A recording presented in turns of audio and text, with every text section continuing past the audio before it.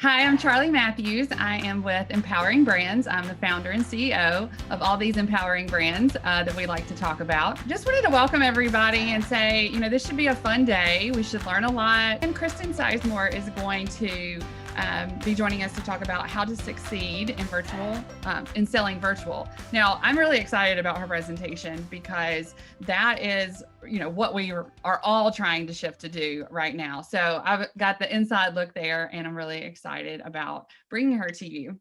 I'll turn it over to you, Christine. Thank you for being here. Well, thanks for having me. I was really excited to get the chance to share with you guys today. I have my chat box open, so if you have any questions along the way, don't hesitate to pop in. I know we've got 20 minutes, and I'm going to share some stories with you. I'm going to share some attitude and techniques. I'm not sure if anyone on the call is familiar with Sandler or not. But, at Sandler, we are known for, helping organizations really drive revenue, increase their revenue growth through their sales teams, through their sales management, through their sales leaders, really focusing on technique. But what we teach, is also in the context of what's your attitude, your mindset, because it's so powerful to our ongoing success. And then we also have to focus on behavior. Behaviors, those things that we control, that we do every day, every week, every month, that lead to our success. So why am I sharing this with you? Well, I'm sharing this big picture context with you because in our short time today, I'm going to share some technique and some behavior with you around selling virtually, but also really around communicating virtually. I've got a story to share with you. A friend of mine, her name's Joyce. She owns a business, a photography business, taking pictures at schools. It's actually a very profitable business. She really enjoys running it. She was looking at some different software programs to help her run the business more efficiently. So like many of us, and like many of the topics you guys are talking about throughout the day, she found a company she wanted to talk with by doing her research online. I'm sure they had a whole process to find her and bring her into their funnel. And that culminated with a Zoom call for a demo so she could experience what this company offered. So she had it on her calendar. She popped up and joined the Zoom call to experience this demo to learn how it may work for her business. She was there waiting with her camera on, and here's what happened. 2 people from this software company joined in, but they never turned on their cameras. They simply started talking. They started sharing the features and benefits of, what their product does and, how they thought it could help her. Joyce just turned on the mute, started listening, and her husband walked by behind her, noticed what she was doing, and asked her, hey, are you going to work with these people? And Joyce said, no. She said, I haven't even seen their faces yet. So he said, well, why are you listening? She said, well, I'll get some free information on the way, but I decided in the first minute I wasn't going to do business with them. So what does that story tell us? What does that story inform? Well, consider if you were one of those 2 salespeople on that Zoom call, what kind of challenges would you be complaining about? Would you be saying, you know what? We work hard to schedule these demos, and then people, they ghost us, they disappear. We don't even hear from them. Sometimes on the call, it's like we're talking to a blank wall. I can't draw any information out of them. But I'd like for you to think, and I've got the chat open here. What's your biggest concern about your next meeting? What kind of challenges do you run into? Now, many of you are selling. Many of you are in other roles. So are you looking at getting support for a project that you want to move forward within your organization to achieve your goals? Are you looking at what do I need to do to advance my career? What are my goals for those next conversations, those next initiatives I'm working on? Because I'd like for you to think about what I'm about to share with you in that context of what are some of your biggest concerns, most pressing issues as you're moving conversations forward. Conversations forward. I worked many years for a nonprofit organization. And one of our goals, getting support to utilize map tools for Salesforce integration. Yeah, that's a big one where you have to get buy-in from a lot of people. Thanks for sharing that, Brett. I worked for a nonprofit organization for a number of years. It's an organization that's been around since 1929. They raise a lot of money for children's charities in the state of Alabama, but they were very set in the way they were doing things. And we needed a way to inherently share how all the different fundraising teams were competing against each other. So I was planning for a meeting with the executive, who ran the nonprofit, the fundraising end. And as I planned my conversation with him, here's what I did.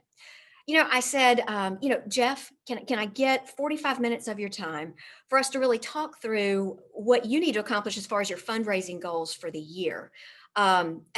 Could you share with me your concerns? I know we have a lot of older members. There's some concern about change. Can we make sure and get all of those on the table?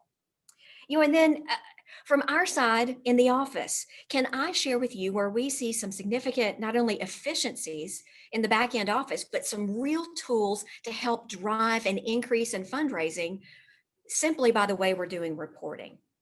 And at the end of our conversation, you can tell me, no, I'm not comfortable moving forward right now. Let's table it. Or yes, let's plan the next steps to roll this out for our next fundraising season. So the story I just shared with you is really followed the outline that you're looking at there on your screen, the art of mutual agreements. Starting with the purpose of the conversation, the time, what's important to the person you're talking to. So you make sure you don't miss the whole point of the conversation, which is what's important to them. And then you put your agenda on the table. And you always want to remember your agenda is important, because whether you're selling or whether you're advancing your agenda within your own organization, you are a professional that brings value to the table. The person you're talking to, their agenda is important. So is your agenda. And you want to make sure that's on the table at the beginning of the conversation. And then this is very important because it's something that can sometimes be left off. And that is, what's the clear outcome? And oftentimes it's most effective to even lay out, here's what a no is, and then here's what a yes is. And agree to make a decision at the end of the conversation. And oftentimes a yes may be to have another conversation, but you go ahead and detail that out and put it on the calendar. So, if you happen to be selling, and even if you're not, I think you'll still get some value from this. I teach my clients specifically how to put together firm upfront agreements. And when I say firm, I mean they're clear. I don't mean taking advantage of someone else or strong-arming someone. I mean, how are you clear in setting the expectation for the meeting? If we go back to the photography example, let's say we do a do-over and, Acme photography software, reaches out to my friend Joyce, and let's say they can either have a conversation or they could do this via email and set the expectations for their call with her. And it'd be something like this if it was a phone call. Hey, Joyce, Acme Software Company, so glad we've set this 45 minutes on the calendar to share a demonstration of how our product works. We're going to ask you to have your camera on when you join us. And hey, we'll have ours on too, because we find that's the best way we can really communicate with you, because we want to uncover what's most important to your business. What are your most pressing issues? How do you want to drive revenue? Yes, Brian, really depending on your environment, you could do this via email. You could do this in person. I actually often recommend with my clients, now it depends on the industry they're in and the context they're communicating in, to do both. And here's why. People often need to hear something 2 or 3 times to really digest what you're communicating with them. And depending on the environment you're in, The person you're communicating with may be forwarding this agenda on to others. So don't forget how powerful it can be to put it in writing. So the photography company needs to cover the time they're going to talk, the expectations. Hey, turn your Zoom camera on. It's how we find it's best for us to communicate with you, because we want to find out at the beginning of our time together, what's most important for you? What are the pressing issues in your photography business? What are your revenue goals? What challenges are you facing right now? And as we talk, we're going to share with you, how our most successful clients use, Acme software products. And, along the way, could you tell us if anything we share doesn't resonate with you? And, please do the same with us, because it's not a fit for us to work with every photography business. And, at the end of our time together, we'll decide, does it make sense to move forward with next steps? You may decide, no, it's not a good fit for now. Or we may decide, yes, we're going to move forward. We're going to put these dates on the calendar to get started. And here are the steps along the way that we're going to implement. You end that meeting with those details in place. So why is that important?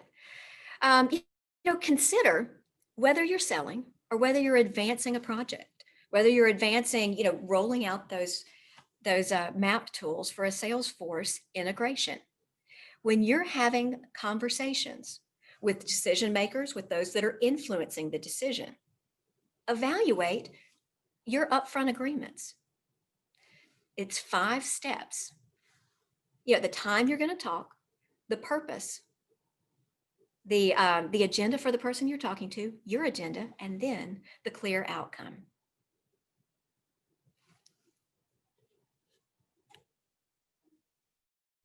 So we're talking about all of this in the context of selling virtually, of communicating virtually.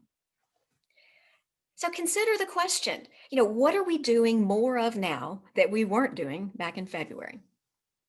We're doing more video. I see Charlie laughing and smiling. We're doing more video conferences just like we're on right now.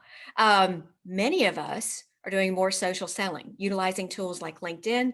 Other social media tools can be used as well. LinkedIn is where I spend most of my time, and many of you may as well. Of course, there's still cold calling and emailing, thought leadership, and we have one of the, premier experts in your industry on thought leadership, running this entire session today. Webinars and online events, and client relationships, and keeping those relationships moving forward, even when you can't always see them face to face.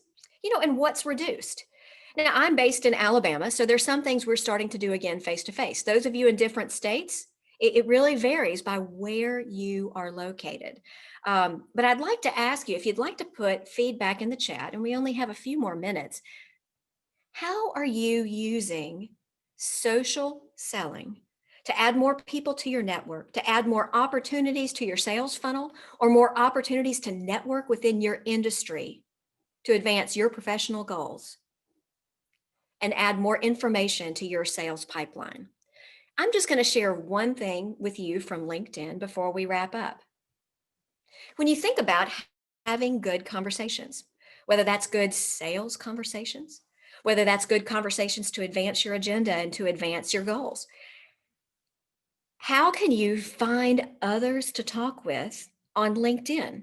When we don't have as many face-to-face networking opportunities as we used to. And I don't know about you, but I think the online opportunities and the opportunities to work through LinkedIn is just going to increase even as we get back to some face-to-face. And what I'm sharing with you right here, many of you guys may have already seen. I'm sharing with you a way to look for people on LinkedIn, because of course you can use LinkedIn as a part of your marketing strategy. And, and that's a lot of what I know you guys are talking about today across the board. But what I'm not talking about is I'm not talking about LinkedIn from a marketing standpoint, from a big picture standpoint of bringing people in to your brand or awareness. What I'm talking about is using LinkedIn to start conversations. And LinkedIn is how I met Charlie, and even led to these kind of opportunities. One way that you can strategically grow your LinkedIn network and look for people to have conversations with, and this is not one of LinkedIn's paid tools. If you want any more information on paid tools, I I can tell you exactly how I use them. Feel free to reach out to me later. This LinkedIn search that you're looking at right here, when you click on your network and go to people and you click search, this comes up. If you're looking for other people, if you work for a very, very large organization and you're looking to connect with more people in your company, you can search under current companies. It's on the top over here on the right. Over on the left, you can search via industry. A very powerful way to connect with people, if you haven't done it, is to go to your alma mater, where you went to college, where you went to school, and take the opportunity to connect with as many people as possible that you went to college or university with, because that's such a formative time. It's a really powerful way to connect with people, and people will accept your connection request. And consider, the upfront agreement process that I shared with you today. When you're starting conversations on LinkedIn, how can you apply that process to your LinkedIn outbound messaging? So if you haven't considered how you can use LinkedIn as an extension of expanding your network, I challenge you to consider doing it. It takes a little practice, or at least it did for me, may not for you.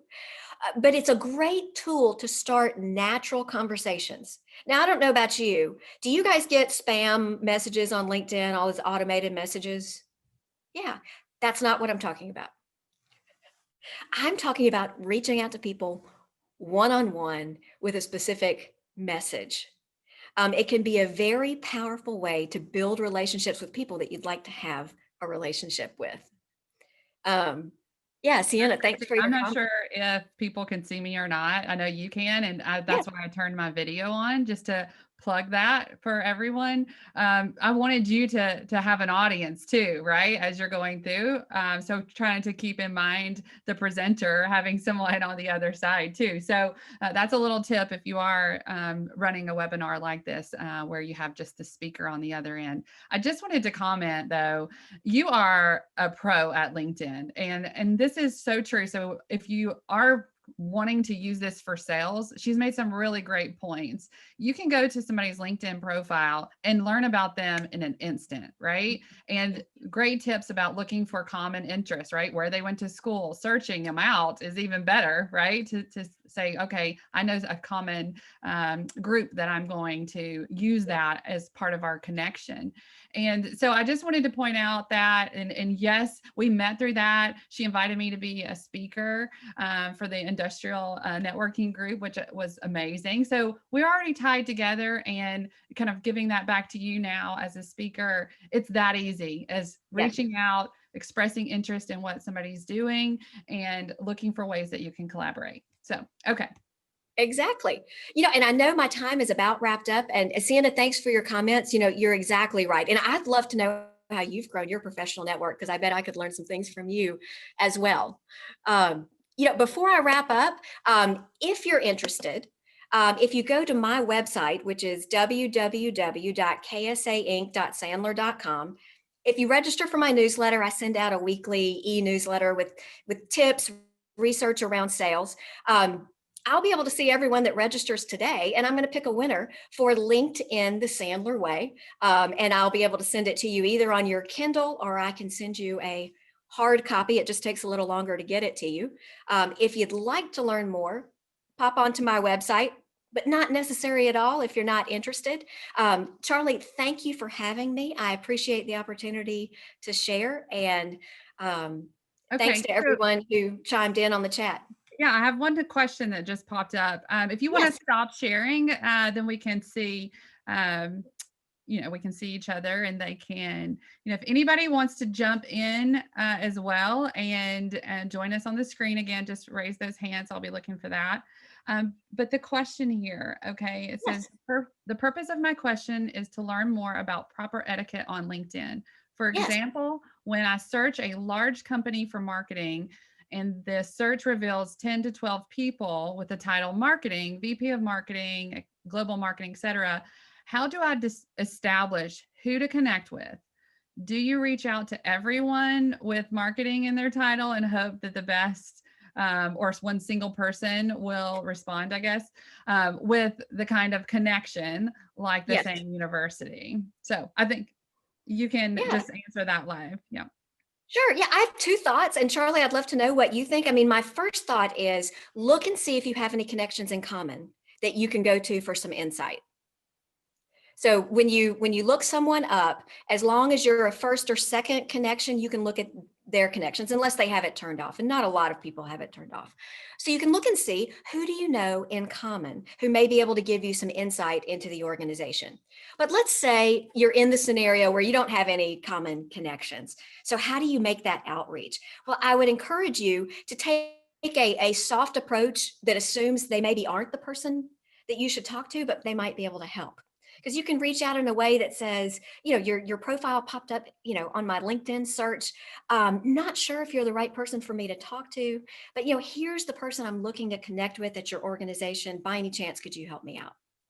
Yeah, and I'll just add to that you need to see who in that list is active on LinkedIn. Yes. I Yes. think that you can learn a lot by looking at somebody's activity, whether Mhm. they're open to connect with people and Yep. whether they are, you can just tell if they're active. And so Yes. you may not get a response from somebody who just checks their LinkedIn every now and then, right? So you can tell the difference in that if you look at activity. Yes. I want to thank Sienna for that comment that she learned everything from me. It's not exactly true, but I do like that after being called the LinkedIn girl for a while. So thanks, Sienna. Um, let's see. Just a quick chime in. I've made a conscious effort to build meaningful, I guess, conversations. I agree. And Krista, she is doing an excellent job as well. I've noticed her interaction and working with people too. So it's so great to see everybody who is in the attendee list, people from our industry across the board. So I haven't seen anybody want to jump on with us. I love this. I'm going to pick on y'all all day to see if you want to jump on the screen. But we have about 2 more minutes, and it looks like we have another question coming in from Brent. Any tips on connecting with specific target audiences when utilizing LinkedIn video advertising? Oh, that's a good question. Now, I have not paid for any advertising on LinkedIn. I do use Sales Navigator, which is a paid, add-on for LinkedIn where you can get a much more in-depth search for who you're looking to connect with.